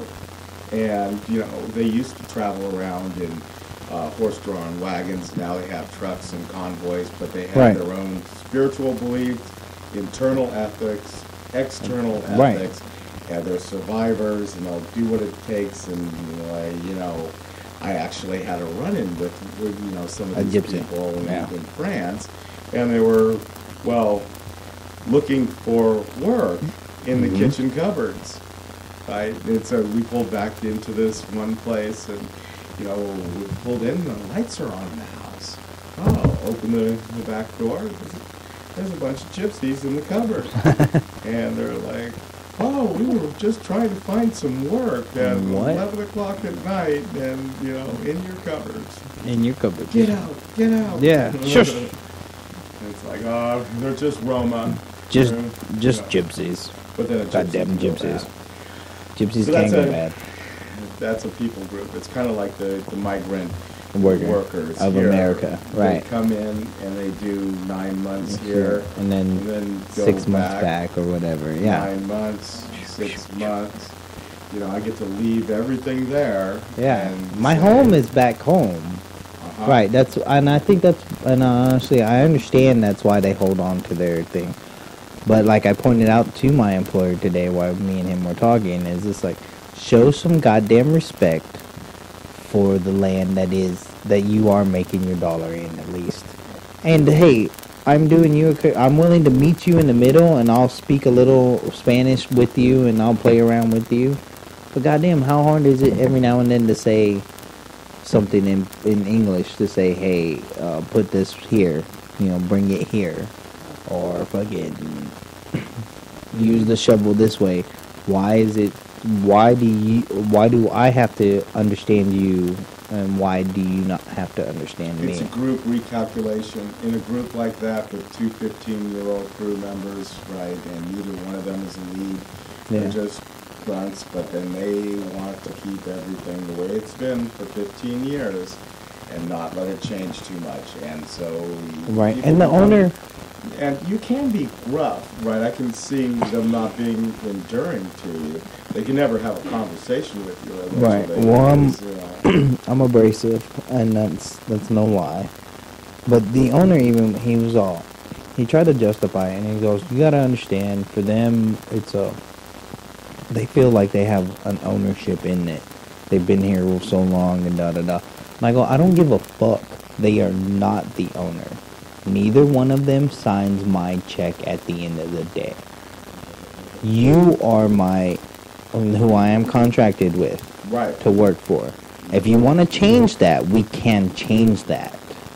Yeah. And that's when the subject kind of shifted differently, because it was funny because John had a little prep work beforehand. John was talking to him before I had a chance to talk with my employer. Oh, yeah. Yeah, and lo and behold, John was talking to him about my political views. So, yeah, so when he came over there to talk to me about being a part of a cohesive team, okay. Yeah, I got some things I want to tell you about being a team player. Well, I don't know. Team just means that you hold up your end of the contract with the other individual or other group. But there is a professional respect that is expected. Sure. Well, and no, when you are touching there's nothing expected. I expect you not to touch things that are not yours. I would. Like, I expect you not to go through my lunchbox. No, you have expectations. Well, you wouldn't hang out with me if I didn't do. I didn't give you a level of respect. Right. Exactly. That's kind of the thing. Right. But you'll deal with interactions on stuff. But with work, to me, ethics is very important. People doing what they say they're going to do, you doing what you say you're going to do, right? If the person gives you the wrong change, you give it back, right? You don't want to be ripped off from. Yeah. And you can. Fair enough. Don't take from people, because you don't want to be. And so those are like huge morals. And yeah. when I watch people that live by those, I say, yeah, that's good. Okay, great. I don't mind working with you because you're honest, upright, but then there's the other ethic. The other ethic, it is, let's just keep stretching this on because I'm really just doing this for a paycheck. And if we don't stretch it on, I lose hundreds of dollars. Right.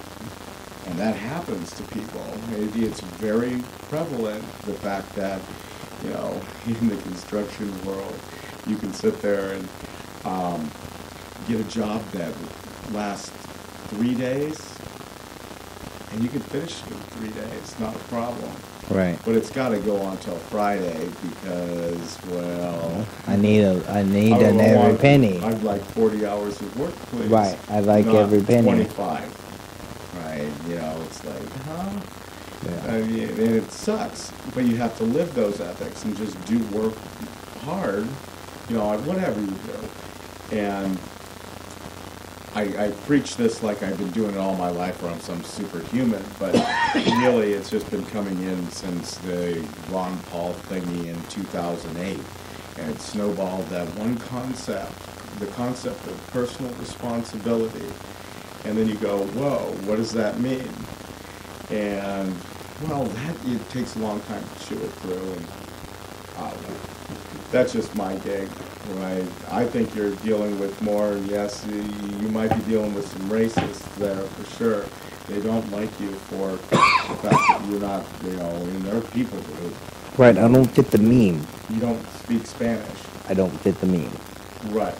Right.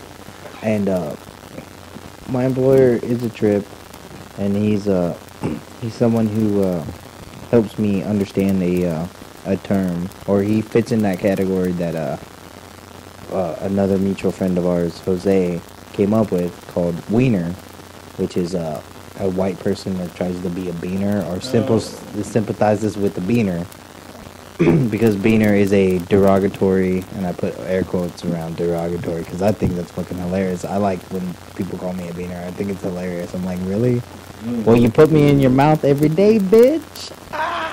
Because everybody eats a bean taco at one point in the day. At least in Texas. I don't know about other places. But anyways. I think people mostly talk about my hair.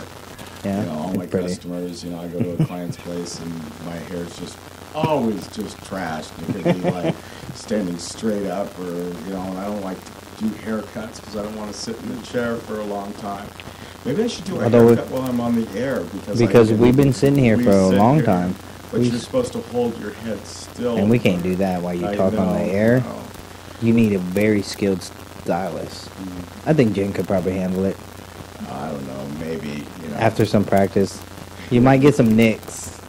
I don't care. I mean, if it was up to me, I just buzz the stuff off. It's a lot easier. And just let it grow back again, huh? Yeah.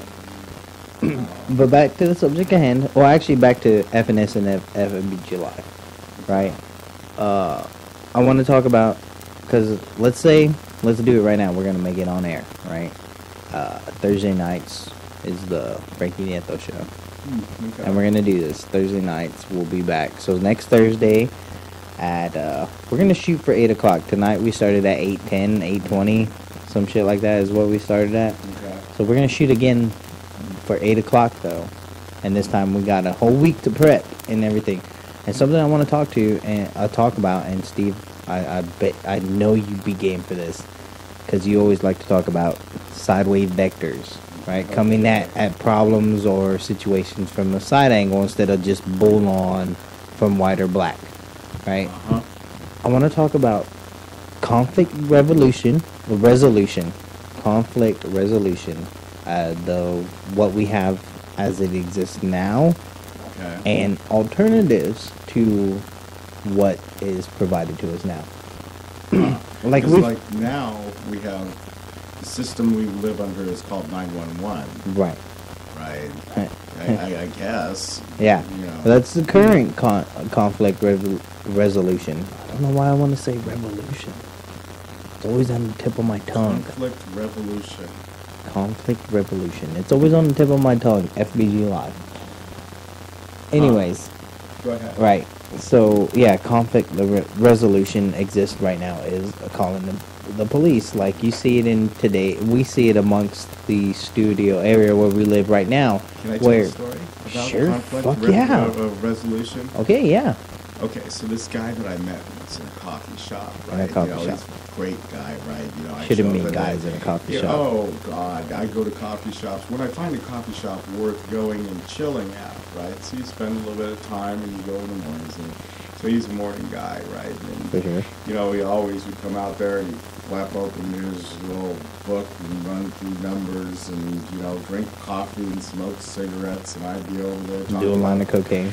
Taking over the world, Monsanto, here's Crazy Steve, right? Yeah, the but rabbit. We're always there, right? Yeah. We shared that same part in life. And I wonder if he ever thinks about you.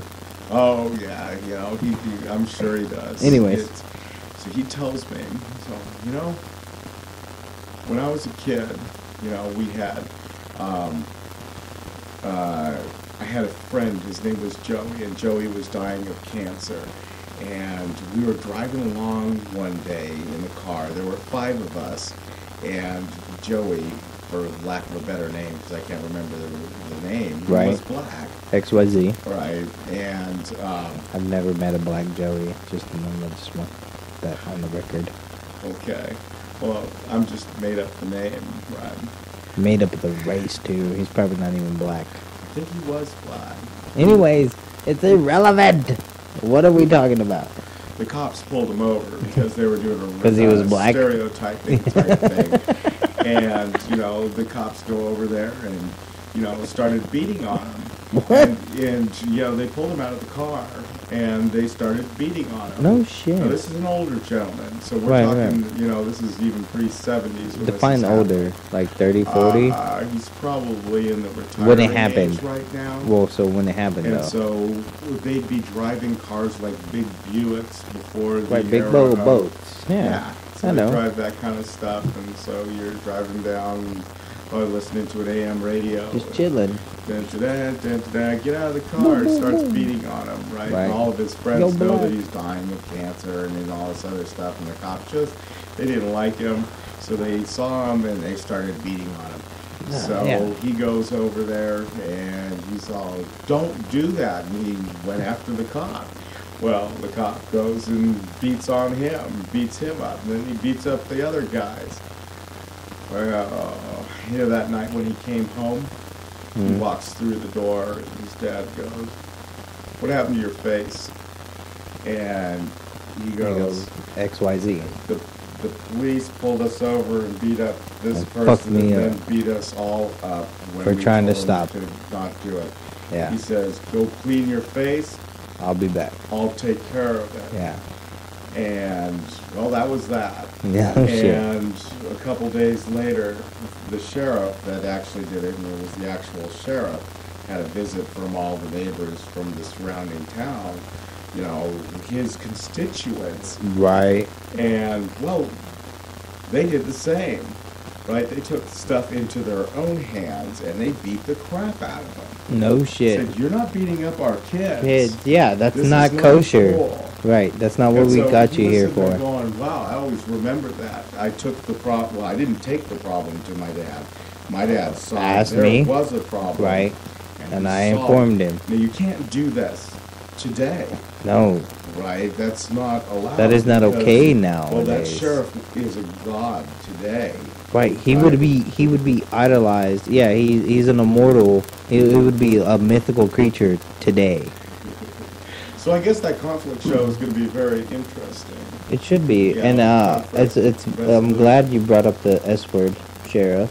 Sheriff? Yeah, because there's rumors stirring that Gillespie County Yeah, I think I will heard no those. longer be under Mills' occupation. Well, I don't know about that. Sheriff Mills just bought another couple hundred business cards. He's going to be here for a day or two. Yeah, right? that's what's awesome about living in a small town. You find all these little knickknacks just Yeah. lying around. Crazy world. But yeah, so somebody else is going to run against our Yeah, sheriff here in he ran Fredericksburg. from my understanding, Gillespie County, he ran for county commissioner in Gillespie You're not County. talking about Heath Sasko. are That you? is what He's running the for sheriff this time. that's what the rumor mill is. I'm gonna make an attempt to contact him on the good old Facebook and see what he has to say about this, because I bet he has an opinion. And he almost won as a commissioner. He almost got a commissioner spot. Okay. But you know how it is in this town, man. You've seen it. Sometimes people just take experience over someone who's new on the block. You know what I mean? They're like, well, this guy has been in this What's town. wrong with him? Other than Yeah. that, he hasn't lived here. He needs to live here 5 more years, and then all Oh, of a no, sudden I'm he's saying kosher. Mills, right? What's Well, wrong with Mills? Yeah, most people don't find any fault in. Other than you the know, fact that this motherfucker has no problem working with the feds. Like, the DEA comes in and going around asking local feed store owners, hey, who's coming in buying this much fertilizer and this much corn or this much da-da-da-da-da? I would say that it's a great problem of Buddy Mills. Is Who the fact he refuses to attend he is part of the police state. He's He's a politician, though. He's not even really. He doesn't even believe. Police state. Right. He doesn't even believe in the sheriff, though. No, he doesn't. He believes in overall. He believes in the positional, the position power. What is it he told me in the interview? He says, and I can pull that quote up because it's still out there. And you can find it too. So Buddy Mills says, I go to him, so who's in charge, right? Ultimately, the county, the city, right? And he goes, the police and the sheriffs stand hand in hand to serve the people. I'm like, what? What kind of answer is that? Right, very so vague. You guys are in front, but there's a clear chain of authority. Right, yeah. You know, you're the county and you're the city, so you have authority in the city and in the outlying areas. And the police, right, well, they only have, authority within this the 2-mile radius or whatever. Corporate city limits. The incorporated city of Fredericksburg. We Right. are the company of Fredericksburg. Right. And so we rented our own things, our police, and they're called police. Yeah, right? police. They go around telling people to cut their lawn and, stop speeding. And don't put those stickers there. Yeah, things like that. It's crazy. Okay, so... Don't use chalk. Chalk is bad. I don't know. So, great. if Heath can do something this time, that would be awesome. I'd love to. I want to see run that. for sheriff. But I think there I might should be run for another sheriff. person Can I run for sheriff? Yeah, of course you can. Should we do it? Well, I don't think you're popular enough. I think I'm beautiful enough, though. Oh, you can always try. There's nothing holding you back. Except the money that it costs. I think it costs like $40 to throw your name in the hat. Yeah. Yeah. Would you vote? For myself? Yeah. No, I'd vote for somebody else. Yeah. Yeah, because I thought from my When under. you vote, aren't you an anarchist? Can you vote? You can still vote. Oh yeah. So that's not a democracyist. Is that a word? No, it's not. Okay. You can still vote as an anarchist. So yeah, go ahead. To play Run the for system is to sheriff. play the system. Run for sheriff. I probably won't vote for you because I'm What? not going to. You will Why vote. would I register to vote when this? You're stuff is already all up? registered. No, I'm You not. have a driver's license. Do you or do you not have an identification card that says I am Steve O'Brien I'm at not registered XYZ? to vote. Doesn't I am matter. not registered to I vote. discovered it does not matter. Okay. If you have one of those plastic IDs, you can walk up there and You be all, automatically do that. Okay. yeah. I don't know. And they take it there at the poll. But anyways, Yeah, that's the way that they're going to try to get people to show up and vote, I guess. But why would you inflict such pain on your fellow on other man? people. Yeah, So it my would be painful opinion- for me to be Well, sheriff. No, I mean voting. It seems like a great form of violence. A majority group inflicts a minority group that's fighting it or do something. Right. So what's outlawed here in Fredericksburg? Everything. Yeah. Anything. Right. Do we have any special laws? No, I don't. Well, yes. What's special? Like for instance, did you know it is illegal to play an instrument and receive money on Main Street? Really? And it is also illegal to ask for donations on Main Street. But yet, somehow, certain groups and individuals are allowed to have bake sales and cookie sales.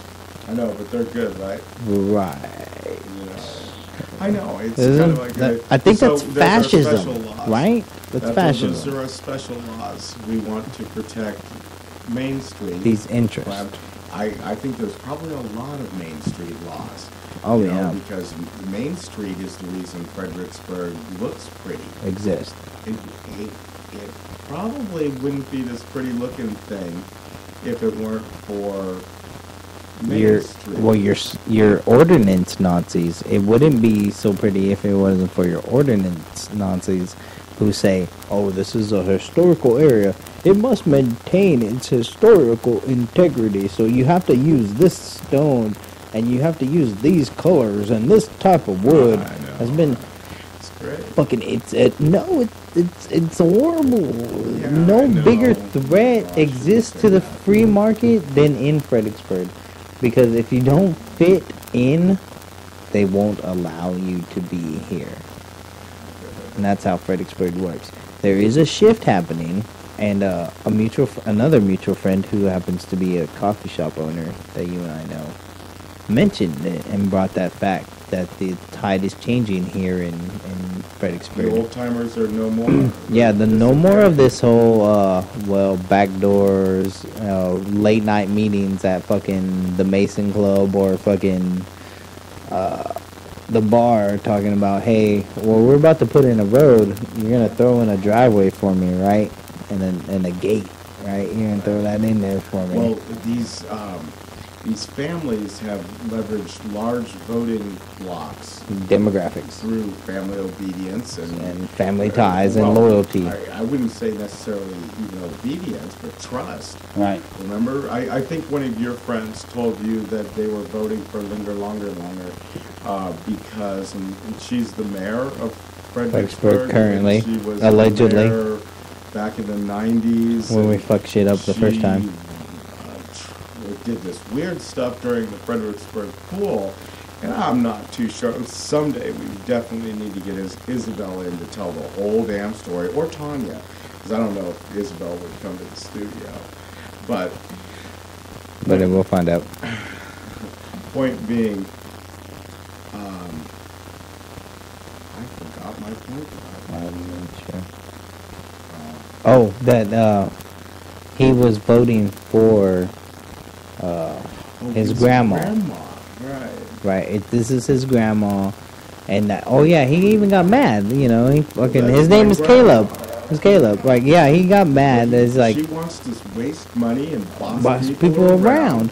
Right, and it wasn't just him, but it was another fucking another family member that were like, how disrespectful are you to say this stuff about his grandmother and blah blah blah. And I'm like, all I'm asking is, what is she gonna do better? Because right now, last time I checked, all she did last time she was in office was spend fucking money and tell me how long my grass could be. Right.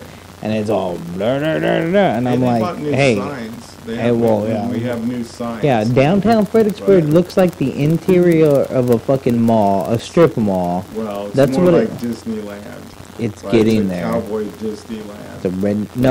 That's Lukenbach. Is the redneck Disneyland is Lukenbach, which is within Gillespie County. It's just so sad because there is a culture here that's strong and vibrant that exists here, and it's getting drowned out by yuppies. I know. I don't know. A lot of generations like to cloak themselves in beauty, and we were a great culture. We're frugal. And now we're gonna be shiny. Frugal Germans spraying Roundup on their crops is not smart at all. Oh no. I mean, lack of knowledge, though. Right, this Roundup everywhere, and you're like going, really? And then it goes into the well, and then you drink the well. Hey, thanks for all that stuff, guys. Thank you for your radon. And your Agent Orange was much appreciated. But it is nice that we have goats and sheep and stuff here in Fredericksburg. I would like to see more. But that's goats and sheep? I don't know. Anyways, that's for another show. Okay, so Steve. Yes. What happens from here? Because so we decided that FNS will be on Thursday nights at 8 p.m. Texas time. Texas Republic. Someone told me that there is going to be a FBGlive morning show called Amped. That's true. We'll have. Is that true? Yeah, I is that ever going to happen? Saturday morning? Totally. Dude. We just did the sound check. Let's see how that works. I know, we're going to love how this sounds, right? Yeah. There'll be some tweaks and mods. Doing a little bit of a morning show. Quick half hour, bang, have a cup of coffee with us. I'm going through my thing, so I may do a morning show for... By yourself? We're playing... You don't fly by yourself? Yeah. Because I wake up in the morning. That's the convenient. You can roll out of bed and go straight to the microphone. I wish I had that. My news and I need to be able to have I that. have never done a morning news show. Yeah. But I have done a morning show. For a while there, I had a run of, 45 days straight on Blog Talk Radio. Right. Unannounced, That's crazy. ramblings of a crazy person. Right. But it was fun. Speaking of Blog Talk ramblings, you can find old archives of FBGlive on Blog Talk, and you can also find archives of the Frankie Nieto show on Blog Talk. Look for us on We Resistors as well on the same platform on Blog Talk. Right. And speaking of news programmings, though, we're going to have to start talking about more of the things, because I would like to see what happened with this whole of the city taking the hot taxes and then listening to people beg for money and then deciding how to divide it. Dude, that's one of the best city council meetings you could ever go to. Right, I'm going to check that shit out. Always go there. You only get one chance a year. Yeah. And they parade themselves in front of all the, the mayor and all the council. The lords. Oh, sir, hear ye, hear ye. I need $20 for light bulbs for Christmas, for dogs, for cats. Cats. Whatever. The hot funds are for businesses. So we could go there and literally go, hey, we need $3,600 to launch a satellite so that we can bring a independent or a alternative networking system to Fredericksburg, Texas, and the Gillespie County area. Yeah, they'd say no. Oh, yeah, they always tell us no. We definitely, bring it forward. But what would work better to get the 24/7 feed of FBGlive is just more work with Rivendell. And it's really more about scheduling and figuring out a way to monetize the output, because we do have some people that were willing to sponsor us. We just need to create content for them to sponsor. There's a difference. So I'm thinking about bringing back Digital Resistor, and we can talk about this a little bit more in depth as far as radio station management. Maybe we can do that within the next few days or something like that, a couple of days. But the differences in cash output per alternative media platform.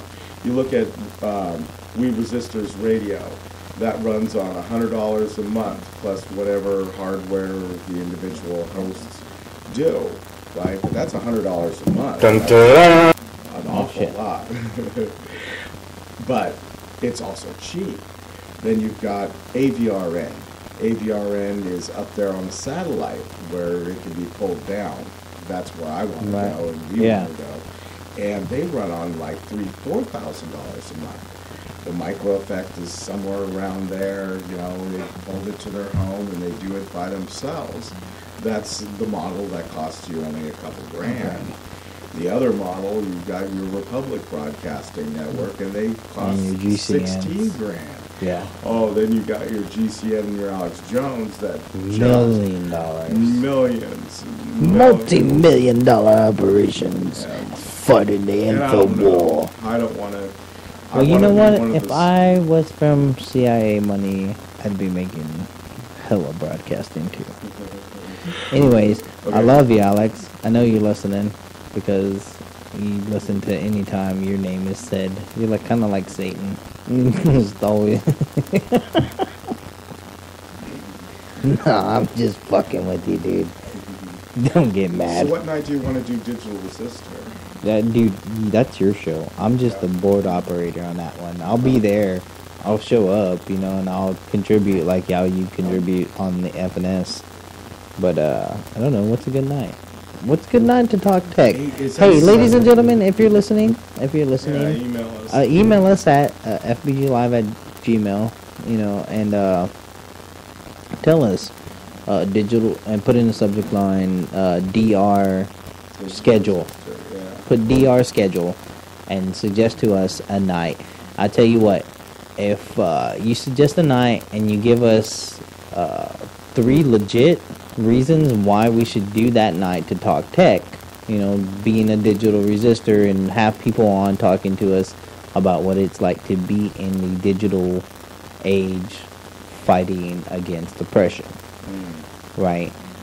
We will send you 2 ounces of minted Republic copper. Oh, really? Yeah. You got some copper lying around. Right. Well, yeah. This is good. Republic of Texas copper. Right, because we support the Republic of Texas because we support Sure. individualism. Right, and personal responsibility. And the Republic, it gets the closest you can ever get to it is a republic where most people can agree to live in a republic where, you know, at least you still get a say. Here at FBGlive, we like to call it Anarchy Light. Right. Anarchy Light, the Republic. Oh, man. Well, we're out of here, man. So, hang in there. Hey, thank you. Ladies and gentlemen. FBG Live. When you're caught in a rainstorm, grab an umbrella. Love y'all. Take care.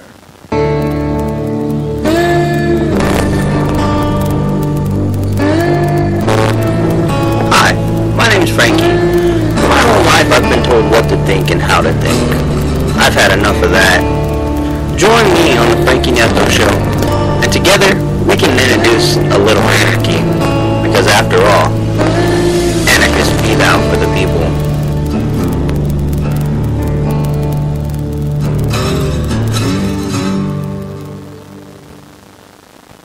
'Cause I am just your simple fool, and I have to keep telling myself that I am just a hypocrite, and I need to stop calling you out.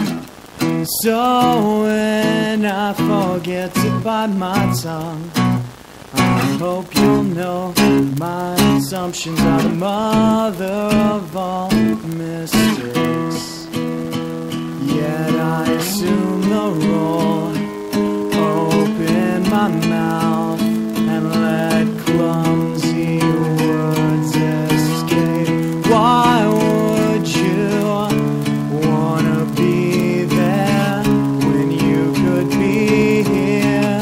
I hope you're not slipping away. I've woken before to your replacement, a bottle in my mouth, in an unfamiliar place, feeling so put out, like the butt of a sick joke, into my ashtray life. Oh baby, please don't go.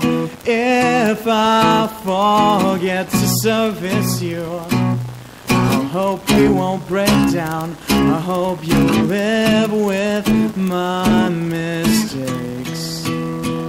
As I assume false grace, open my arms and reach for something true. How are you? How have you been? Girl, I miss you. Can't wait to see you again. Why would you wanna be there when you could be here? Hope you're not slipping away. You say I bring out the best in you. Oh, and I hope I always do. 'Cause you bring out the best in me. Sincerity and honesty, yeah. I'm trying not to let you slip away, but I think I'm giving you the creeps. As I assume the role, open my claws and grasp for your heart. How are you? Where have you been for all of my life? Been waiting to sink in to my heart like mortal stairs.